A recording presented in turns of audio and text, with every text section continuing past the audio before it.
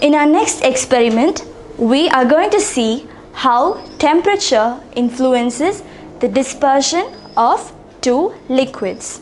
For this experiment, you will need two labeled glasses. That is, we are going to pour hot water in one and cold water in the other. I have labeled these glasses as hot and cold. Then you will need hot water. You have to take the help of an adult because you are handling hot water. You will need cold water. And to differentiate, we will need food dye.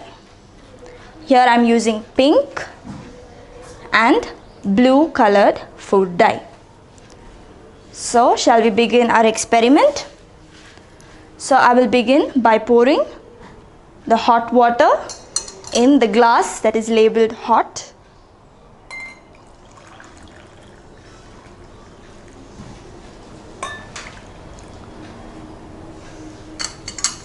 And I am pouring cold water in the glass that is labeled cold.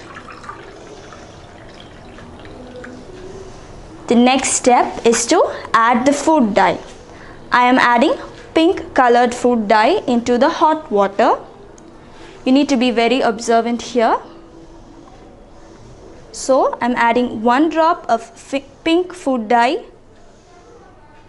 In the hot water, you saw that it mixed completely. It mixed immediately, right? There was no time delay. Next, shall we see what happens in the cold water? I am adding blue colored food dye in the cold water.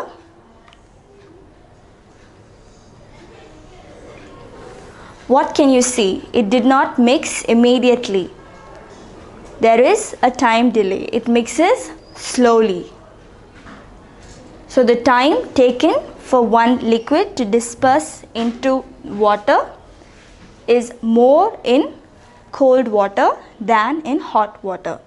So why does this happen? When we heat water, the water molecules gain kinetic energy and they collide with each other. So when you add another liquid, in this case the food dye, it is easily dispersed because the molecules are fast moving. The molecules of hot water are fast moving and there are more collisions, therefore helping the food dye to dissolve faster. In the cold water, the molecules are not moving fast. Therefore, it takes time for the food dye to mix with the cold water. So, I hope you understood what happened in this experiment. We learnt the effect of temperature on the speed of dispersion.